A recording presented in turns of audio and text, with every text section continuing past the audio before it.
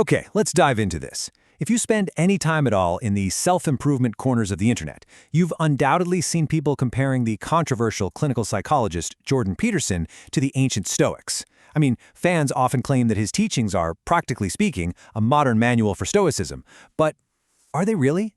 In today's Explainer, we're going to break down the fundamental differences between these two philosophies, specifically looking at how they handle one of our absolute most volatile emotions, anger. The core divide between these two schools of thought is, well, it's pretty stark. On one side, we have Peterson's central theme, the idea that to be genuinely strong, we must embrace our dark, angry tendencies, essentially integrating the monster within. But on the flip side, we have the classical Stoic view, championed by thinkers like the Roman Emperor Marcus Aurelius. He argued that anger is actually a temporary madness and a profound weakness that literally destroys our ability to reason. So yeah, it's a very sharp contrast. So let's look at part 1. The great Stoic myth. Is it really Stoicism? Which brings us to part 2, Peterson's philosophy and the role of anger. Let's actually look at how intensely this philosophy is applied in real life. In Peterson's worldview, anger is seen as this primordial force. He suggests that we actually need this aggressive energy to push back against oppression and motivate ourselves, which essentially conflates strength of character with what he calls an integrated capacity for mayhem. He shares this rather startling anecdote in his book that really highlights this. He recalls a time his family was watching a female psychologist's toddler, and when the mother casually mentioned her kid was a picky eater and probably wouldn't eat, Peterson became absolutely furious. He later fumed in his writing, describing the mother as departing with a, quote, black murderous heart and a doomed child in hand. This really highlights a worldview that assumes our aggressive tendencies and our darkest fantasies are just, well, an unavoidable part of human nature that we just have to live with.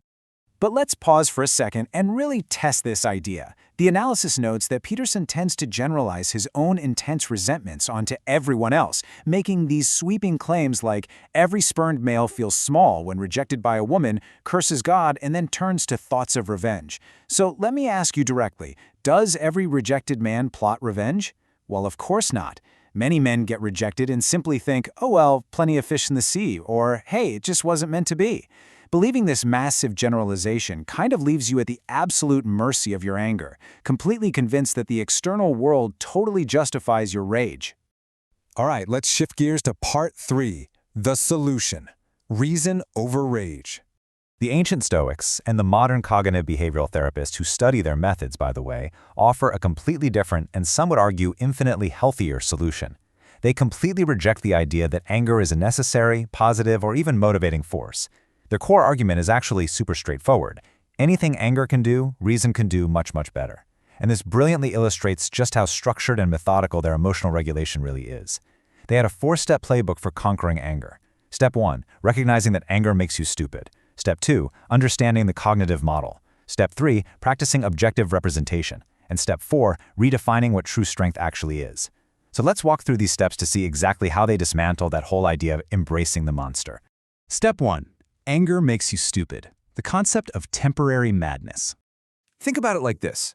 Eating a giant piece of candy will absolutely give you a rush of energy, but, it's also going to rot your teeth. Using anger as fuel works the exact same way.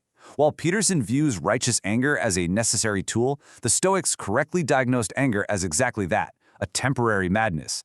When we get angry, our scope of attention narrows drastically, and massive cognitive biases just flood our thinking. So yes, you can absolutely use anger to motivate yourself, but it's basically one of our least healthy sources of energy. It might motivate you, but it rots your brain. Angry people become famously inept at rational problem solving, which, ironically, is exactly the skill you desperately need the most during a crisis. Why rely on a destructive, toxic fuel source when you could achieve the exact same results with a cool, calm, and rational head? Moving on to Step 2, the cognitive model of thoughts and emotions. Now, while Peterson's work relies pretty heavily on early 20th century psychoanalysis, the Stoics were actually the original inspiration for modern cognitive behavioral therapy, or CBT. They taught that it isn't external things that upset us, but rather our opinions about those things. The philosopher Epictetus emphasized a really profound truth here. Anger isn't just a physical feeling bubbling up from some primordial depth, it's an active belief. To be angry, you have to actively believe the thought someone has wronged me and they deserve to be punished. And because anger is based on a thought, and thoughts can be evaluated as true or false, you have the supreme power to change your mind and immediately dissipate the rage. If you question your initial assumptions, you just don't have to be a slave to your initial emotional reactions. Step 3. Practice objective representation, sticking strictly to the facts. This is where the communication styles between the two wildly diverge. If you read Peterson, he constantly uses highly emotive, provocative rhetoric, using words like monstrous or having murderous hearts over, a relatively minor parenting disagreement. The Stoics recognize that this kind of dramatic rhetoric only inflames the passions of the crowd and makes that temporary madness significantly worse.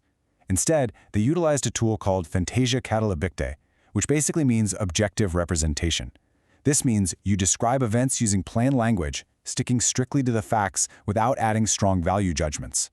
So the crucial point is, instead of telling yourself, my coworker is a malicious monster trying to destroy my life, a Stoic simply states, my coworker disagreed with me in a meeting. By stripping away the dramatic, emotive language, you instantly hit the brakes on your own emotional disturbance. And finally, step 4, redefining true strength. Magnanimity over mayhem. The Stoics absolutely rejected the notion that strength comes from sublimating violence or maintaining some capacity for mayhem. Actually, Marcus Aurelius explicitly wrote that flying into a passion is a surrender to the enemy. Giving in to rage isn't a sign of manliness or power. It's a profound mark of weakness and a total loss of self-control. For the Stoics, true strength is defined as magnanimity or greatness of soul. It's not about being a dangerous monster. It's the kind, gentle ability to uproot anger entirely by transforming your faulty beliefs. It's the profound psychological resilience to rise above external misfortunes and view them as pretty trivial in the grand scheme of things. So ultimately, the philosophical divide couldn't be clearer. Peterson's path leans toward a primitive acceptance of our dark, violent tendencies, operating on the assumption that external events inherently justify our rage. The Stoic path, conversely, demands absolute responsibility for your own emotions. It requires rational wisdom, critical evaluation of your underlying beliefs, and the deep understanding that your emotions never, ever have to dictate your actions. These are two very different maps for navigating the chaos of life. One map asks you to harness your capacity for mayhem to survive. The other asks you to master your own mind through objective reason. So what does this all mean for us? I'll leave you with this final thought to consider. Which approach to anger makes more sense to you? Which psychological path do you believe leads to a healthier, more resilient life? Thank you so much for joining me for this explainer, and I really hope it sparks some new ideas for how you view your own mind.